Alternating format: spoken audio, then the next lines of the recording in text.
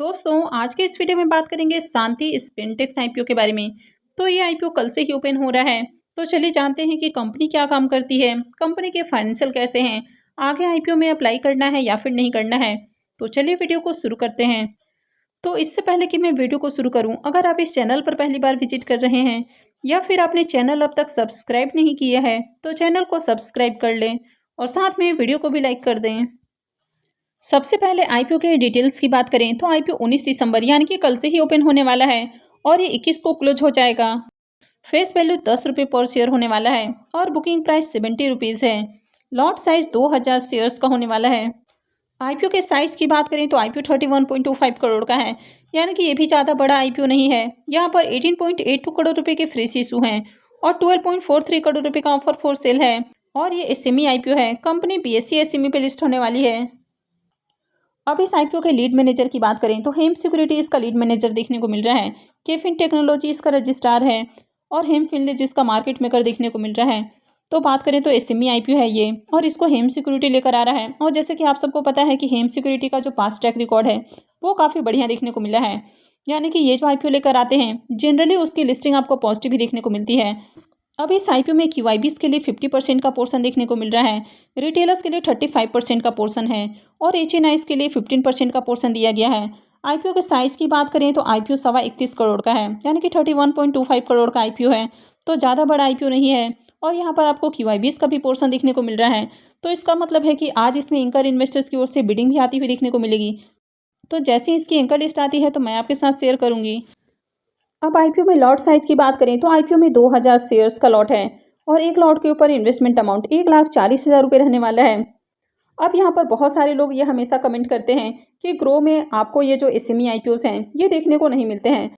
तो सबसे पहले अगर आप एसएमई आईपीओ लगा रहे हैं तो आप मेक श्योर करें कि आपके पास जीरोधा या अप स्टॉक का अकाउंट होना चाहिए, क्योंकि यहाँ पर आप प्री ओपन मार्केट में इसको सेल कर सकते हैं। अगर आप एसएमई आईपीओ में अप्लाई करते हैं और आपको अलॉटमेंट मिल जाती है और उसके बाद आप इसको अगर प्री ओपन में सेल नहीं कर पाते हैं तो फिर ये आईपीओ आपके लिए काफ़ी महंगा साबित हो सकता है। तो इसलिए अगर आपके पास कोई ऐसा अकाउंट है जहाँ पर आप प्री ओपन मार्केट में इसको सेल कर सकते हैं तो ही आप एसएमई आईपीओ में अप्लाई करें। तो अगर आपके पास जीरोधा या अप स्टॉक का अकाउंट है तो ही आप एसएमई आईपीओ में अप्लाई करें। अगर जीरोधा और अप स्टॉक के अलावा कहीं और भी आपको प्री ओपन मार्केट का फीचर देखने को मिलता है तो आप कमेंट करके जरूर बताएं।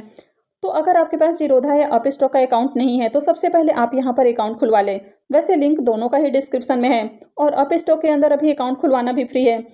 तो अगर आपके पास अप स्टॉक का अकाउंट नहीं भी है तो भी अभी फ्री अकाउंट खुल रहा है, तो आप इसको खुलवा के रख सकते हैं। आगे एसएमई आईपीओ अप्लाई करने में आपके लिए काफ़ी बेनिफिशियल हो सकता है। अब शांति स्पिनटेक्स कंपनी के बारे में बात करें तो ये कंपनी 2010 में इनकॉर्पोरेट हुई है और ये कंपनी डेनिम फैब्रिक्स की मैन्युफैक्चरर और सेलर देखने को मिल जाती है। तो कंपनी के पास काफ़ी अलग अलग डिज़ाइन के डेनिम और साथ ही अलग अलग कलर में भी देखने को मिल जाते हैं, जिनकी कंपनी मैन्युफैक्चरिंग और सेलिंग करते हुए देखने को मिलती है। अब कंपनी की जो मैन्युफैक्चरिंग यूनिट है वो गुजरात के अहमदाबाद में देखने को मिल जाती है। अब इनका पूरा का पूरा जो बिजनेस है वो आपको गुजरात में ही देखने को मिलता है, यानी कि गुजरात के ही होलसेलर और रिटेलर्स को अपने प्रोडक्ट सेल करते हुए देखने को मिल जाते हैं। तो इनका जो 100% रेवेन्यू है वो गुजरात से ही आते हुए देखने को मिलता है। अब ओवरऑल इनके बिजनेस की बात करें तो कोई यूनिक बिजनेस मॉडल देखने को नहीं मिल रहा है, यानी कि इस तरह की बहुत सारी आपको कंपनियां देखने को मिल जाती है। कंपनी हाईली कॉम्पिटेटिव सेगमेंट में आपको डील करते हुए देखने को मिल रही है। लेकिन अगर कंपनी के फाइनेंशियल की बात करें तो कंपनी के फाइनेंशियल आपको बढ़िया देखने को मिल रहे हैं। यहाँ पर फाइनेंशियल 21 से फाइनेंशियल 23 का कंप्लीट फाइनेंशियल है और फाइनेंशियल 24 के 2 क्वार्टर का फाइनेंशियल देखने को मिल रहा है। तो एसेट की बात करें तो यहाँ पर आपको ईयर ऑन ईयर ग्रोथ देखने को मिल रही है। रेवेन्यू की बात करें तो कंपनी के रेवेन्यू भी साल दर साल बढ़ते हुए देखने को मिल रहे हैं। प्रॉफिट आफ्टर टैक्स की बात करें, फाइनेंशियल 21 में 337 लाख का प्रॉफिट है, फाइनेंशियल 22 में 486 लाख हो जाता है और फाइनेंशियल 23 में 1012 लाख से भी ज़्यादा देखने को मिल रहा है और फाइनेंशियल 24 के 2 क्वार्टर में देखें तो 523 लाख का प्रॉफिट देखने को मिल रहा है।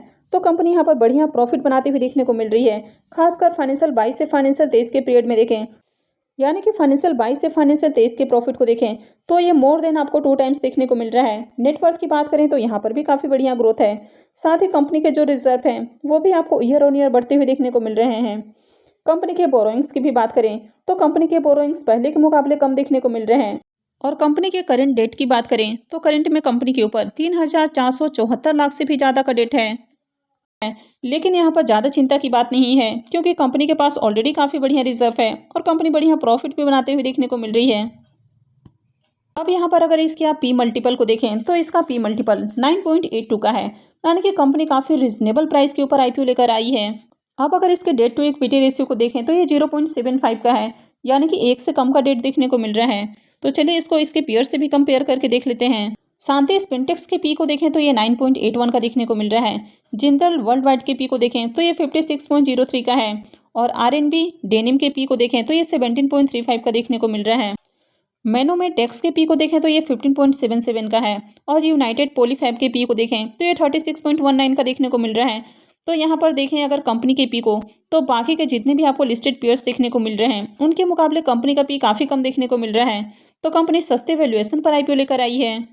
आईपीओ के ऑब्जेक्टिव की बात करें तो सबसे पहला ऑब्जेक्टिव हो जाता है to meet working capital requirements और सेकेंड हो जाता है जनरल कॉर्पोरेट पर्पस। आईपीओ के इंपॉर्टेंट टाइम टेबल को देखें तो आईपीओ 19 दिसंबर यानी कि कल से ही ओपन होने वाला है और ये 21 दिसंबर को क्लोज हो जाएगा।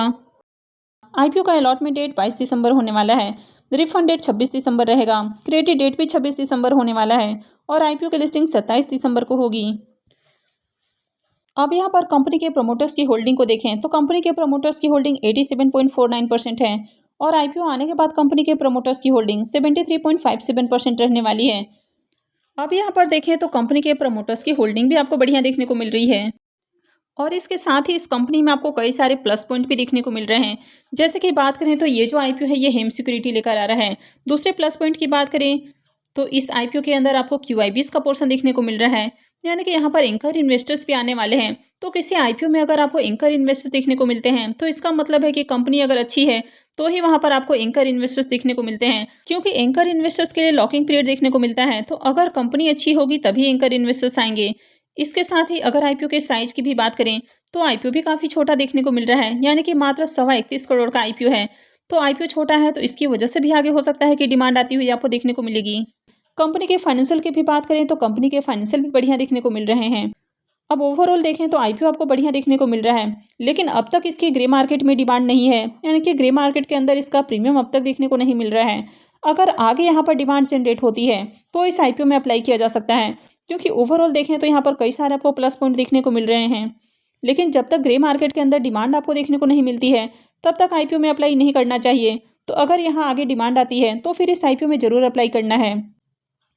वैसे मैं आगे भी आपको अपडेट कर दूंगी कि आपको इस आईपीओ में कब अप्लाई करना है, तो इसके लिए आप चैनल से जुड़े रहें और चैनल को सब्सक्राइब करके रखें। साथ में बेल नोटिफिकेशंस में और ज़रूर दबा कर रखें ताकि मैं जैसे ही कोई भी वीडियो लेकर आऊँ उसका नोटिफिकेशंस आपको मिल जाए। और अगर आपने वीडियो को भी अब तक लाइक नहीं किया है तो वीडियो को भी लाइक कर दें। और वीडियो को अंत तक देखने के लिए आप सबका बहुत बहुत धन्यवाद।